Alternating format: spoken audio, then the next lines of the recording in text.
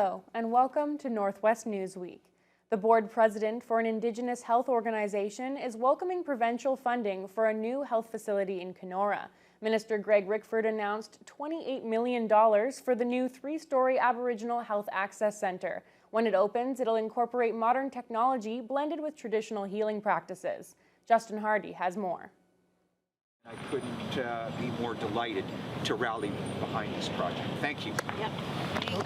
The province recently announced $28 million in funding for the Wasigijik Nanondawe Eyuwigamig Aboriginal Health Access Facility, which will be built on the site of the former Kenwood Hotel. The health center will allow better access to culturally sensitive primary health care, mental health and social work services, diabetes education, and other services. WNHAC Board President Charlene Mandaman says this new build will really help the organization keep up with its growth. So this new building should accommodate our, our whole team.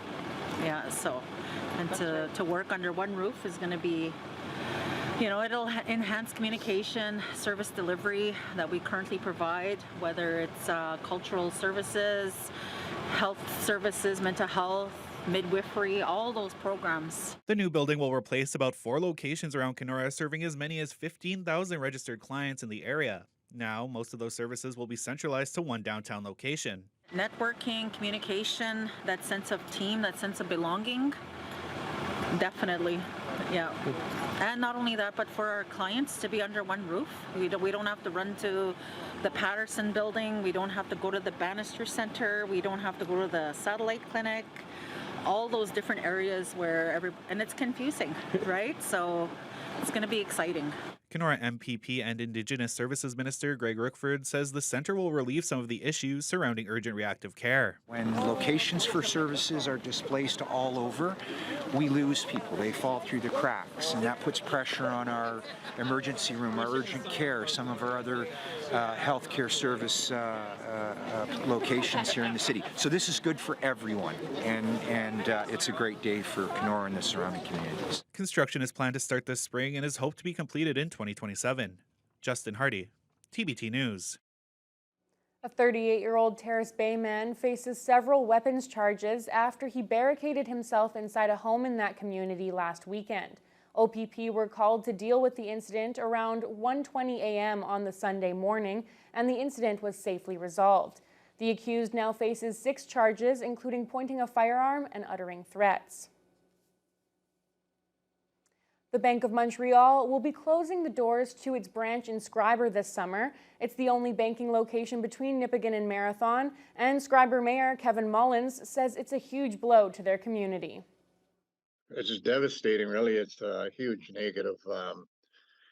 The 34%, the demographics of the town, 34% of the population is elderly people, and we all know, even myself, we all know we're not that great on the computer. The branch, which celebrated its 100th year in service in 2013, will shut its doors on July 25th. BMO officials say client accounts will be transferred to Thunder Bay. The bank has been the only one servicing the area since the closure of the Terrace Bay CIBC in 2019. Mullins says Scriber Council will be exploring every possible option for a solution. We'll go to whatever length we have to try and keep it open, and if not, we'll find out what other options are out there. Like there's credit unions, there's other banks. I do believe that building does not belong to the Bank of Montreal, so that could work in our favor, I guess. A sign posted on the front door says the bank will host an information session on February 12th with the branch manager and the regional vice president to discuss the move with BMO clients. OPP say charges are now pending against one of the drivers involved in the head-on collision near Pays Plat First Nation on January 7th. The crash happened at around 11:30 in the morning along Highway 17. Police say a small car was traveling downhill and crossed into the opposite lane, colliding with the front corner of an oncoming transport. The driver of the car was airlifted to Thunder Bay Regional with non-life-threatening injuries, while a passenger in the car and a passenger in the transport suffered minor injuries. OPP have determined the driver of the car, a 29-year-old man from the Timmins area, had a suspended license at the time and is now facing charges. The crash forced the closure of the highway between Rossport and Nipigon for around 7 hours. More recently, there was another scary incident involving a transport on Highway 17 between Scriber and Rossport near Rainbow Falls Provincial Park. This snowplow dash cam video shows it navigating a curve on a hill as a school bus approaches in the oncoming lane. Then suddenly, the snowplow has to veer over for a transport truck passing it on a double line. Fortunately, the drivers all narrowly avoided a collision. The footage was captured last Friday morning just before sunrise. OPP are aware of the video and say this kind of driving behavior is completely unacceptable. So far, police haven't been able to track down the transport driver, but OPP insists they remain committed to proactive highway patrols to prevent drivers and driving incidents like this one.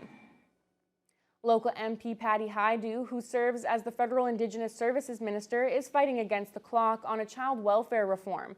After the Assembly of First Nations recently defeated a $48 billion agreement, Ottawa is now separately negotiating with Ontario First Nations. Vasilios Bellos reports.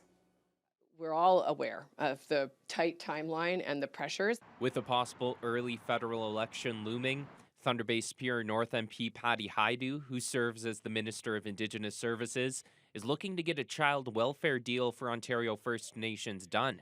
The National Assembly of First Nations overwhelmingly voted down a 10-year, $47.9 billion deal in October. But Anishinaabe Nation and the Chiefs of Ontario are still hoping for an agreement. It's great news for our kids. NAN Grand Chief Alvin Fiddler says their member communities are hoping for a fair deal soon.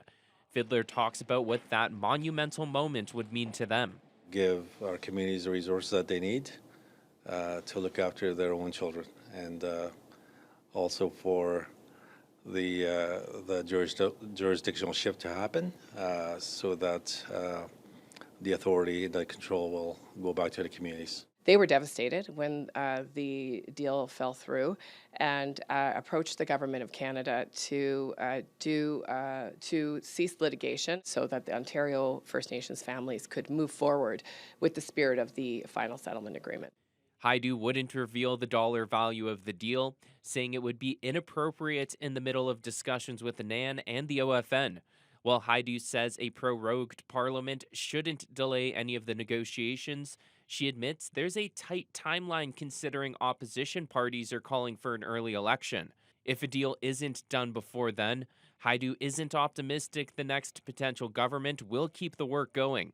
I think that the Conservative government will put a pause on all of this work, yes. And I think obviously the courts will have something to say about that, but it will delay for potentially years the work that we've been undertaking with COO, NAN, and indeed AFN. Hajdu couldn't specifically say when a deal will be signed. Vasilios Bellos, TBT News. Time now for a short break. When we come back, we'll hear more from Hajdu, this time about the upheaval within the Liberal Party. A time for, I think, looking inward and outward, looking at our own team and our own Liberal caucus and our own Liberal policies.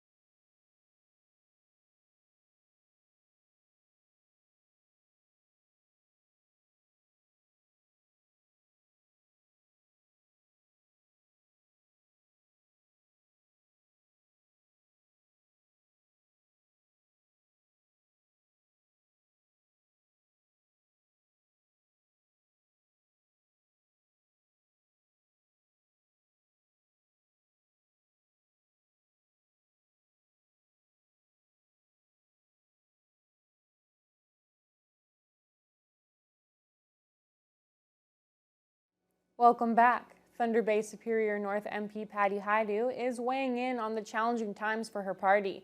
The federal Liberals are currently gearing up for a leadership race, which Haidu says could be an opportunity for a renewal of the Liberal Party. Vasilios Bellos reports. A prominent Liberal cabinet minister echoes concerns being shared by many of her colleagues. There have been constituents who have expressed a fatigue with Justin Trudeau.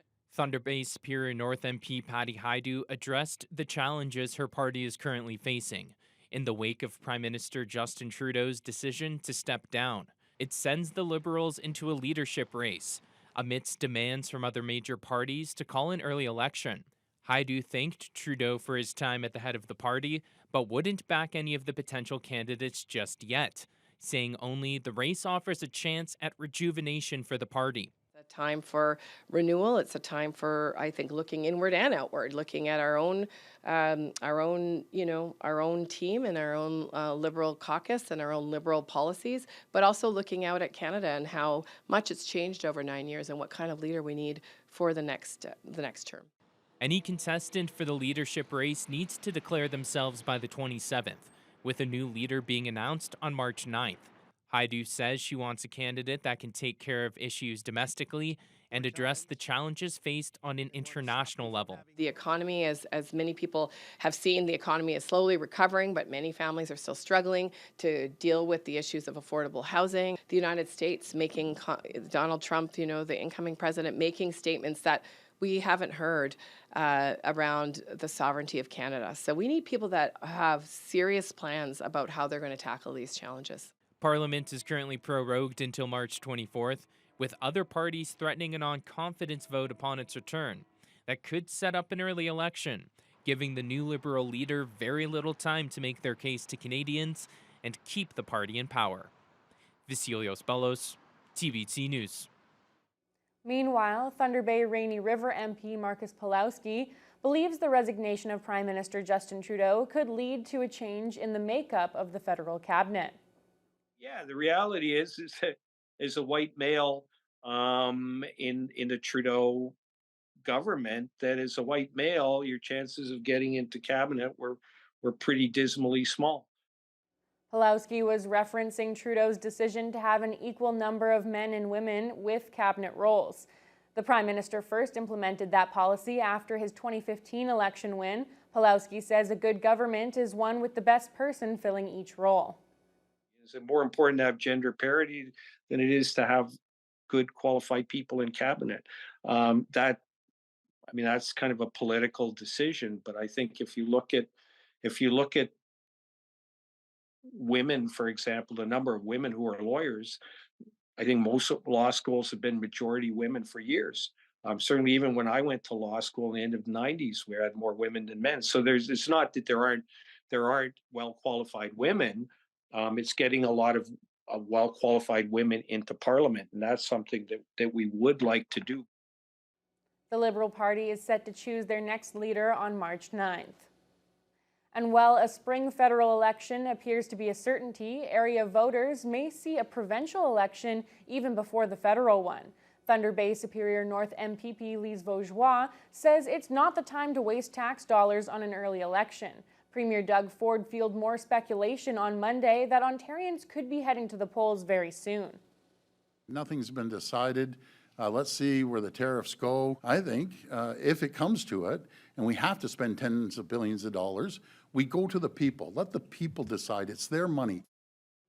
That statement has opposition parties believing the Premier wants to call an early election, presumably to allow voters to decide whether to spend billions to counter the impact of President-elect Donald Trump's proposed tariffs. NDP leader Marit Stiles says her party would work with Ford on that issue and there's no need for an election. Vaugeois says her party has learned PC candidates have been told to have their campaign offices ready to open soon. They have a majority. There is no reason to have an election. Ford has been talking about this since last spring. This has not arisen because of the election of Trump. This is something that he has wanted, and really he wants to get out ahead of the RCMP criminal investigation into the Greenbelt. That's at least one piece of it. He is desperate to have an election now, and it's possible that it will be. His candidates have been told to open their offices by February 1st, so that's a very strong signal. Beaujois adds she doesn't believe there's an appetite amongst Ontarians to head to the polls, but her party is ready to fight either way. Local Progressive Conservative MPP Kevin Holland was unable to comment on the likelihood of a late winter election, but he says he looks forward to continuing to work for the people of Thunder Bay Atikokan under Premier Ford's leadership. Some tragic news for the Dryden area as the city's former police chief, Doug Paulson, is believed to have died in a house fire in Winnipeg. Paulson served as chief of the former Dryden Police Service from 2015 until 2021, just before the city switched to OPP policing. Manitoba RCMP discovered human remains after Paulson's home, in Paulson's home in Portage-la Prairie was burned to the ground on January 8th. Paulson had been hired as chief of the Manitoba First Nations Police Service after stepping down in Dryden. Friends and colleagues say Paulson was an incredible human being and a strong advocate for Indigenous rights. After 3 years of planning, a new model of healthcare is coming to the Kenora area. The Rural Generalist Council Care Model was created by Kenora medical professionals to suit the specific needs and geographic demands for healthcare in rural northwestern Ontario. The All Nations Health Partners held a news conference this past week. The new physician funding model was created to help alleviate administrative demands on doctors, help fill in shortages, create health equity, and work towards better continuity of care across different services. Kenora Rainy River MPP Greg Rickford was also there to announce that the province will be funding the new model. Advisory Committee co-chair Dr. Jilly Retson says the model really is a bold new standard for rural healthcare delivery. It has been to address some of the long-standing challenges in healthcare in our area. Challenges such as health inequity, challenges such as gaps in being able to recruit physicians to the community. And a lot of this came about from outdated models of care and siloed models of care. So that is what we hoped to fix and create a solution to as we moved forward. We've had some challenges along the way, but I think the main thing is that what we've learned is that if we all work together, we really can achieve almost anything. And I think that's also the spirit of the All Nation Health Partners. Rickford has been a part of this project for the past few years, helping gain recognition for its need. And he says it's probably the most transformative service of care delivery model that has ever existed in northwestern Ontario and maybe northern Ontario at large.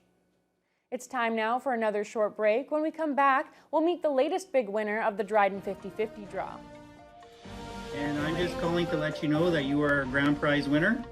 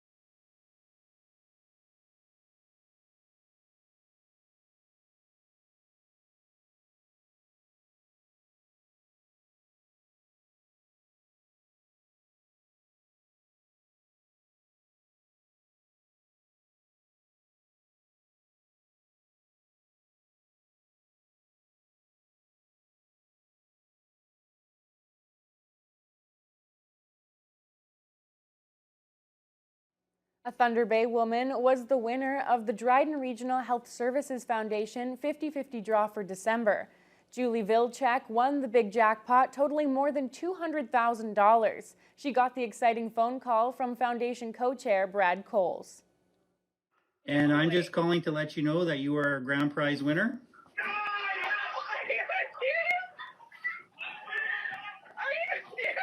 Yeah, I'm serious. So do you know how much the do you know how much the grand prize was? Yeah, like over 200,000. $229,612.50.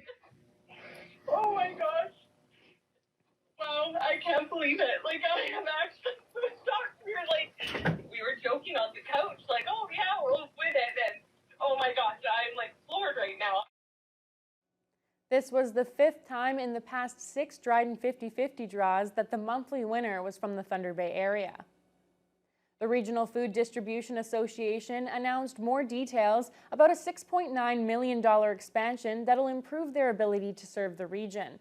The efforts are more important than ever as the RFDA sees more and more people in desperate need of food and other services.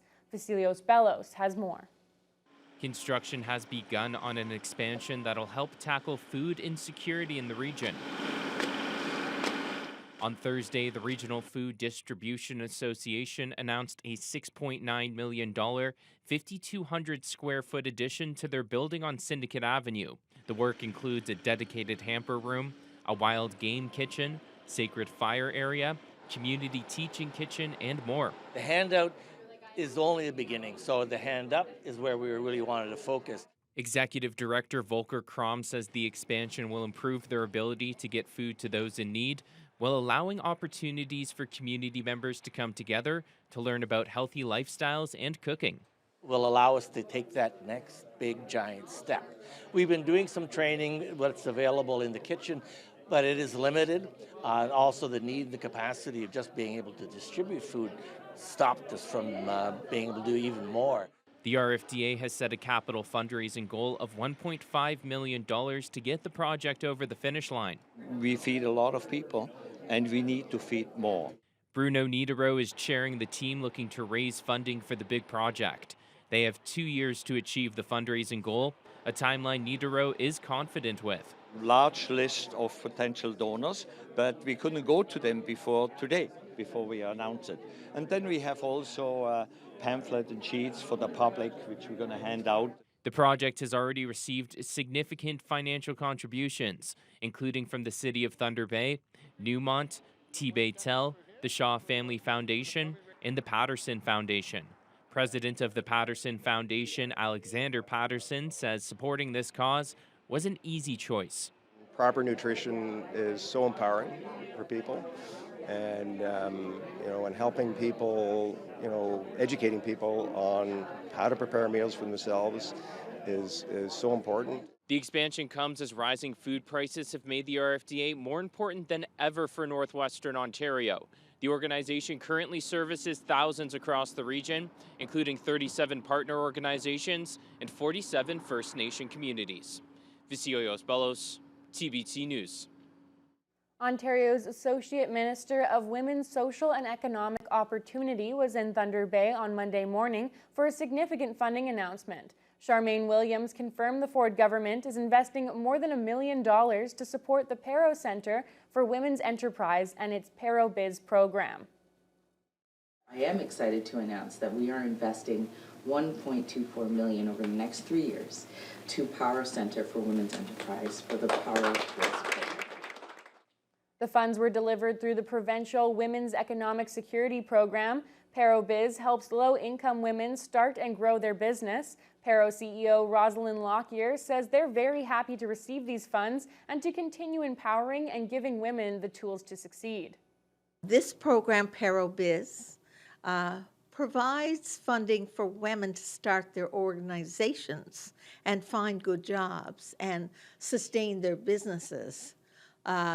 We would like to thank the province and Minister Charmaine Williams for providing this kind of funding for our organization to provide sustainable programs for women entrepreneurs and other women in the community that want to find good jobs. The $1.2 million in funding will be spread out over 3 years. A transport truck lost control on Highway 11 north of Nipigon last weekend and ended up on top of frozen Orient Bay. Nipigon OPP responded to the mishap at around 12:30 Sunday afternoon. Police say the tractor-trailer unit lost control due to poor weather conditions, veered off the highway, and crashed through a guardrail. The vehicle then came to rest on the ice across from Pidgeothabig Palisades. OPP say the driver was able to exit safely and walked ashore uninjured. Another photo was posted online on Monday, which shows the transport had broken through the ice and mostly submerged in Orient Bay. That's all the time we have for this edition of Northwest Newsweek. We'll be back next week with more of the top stories from across the Northwest.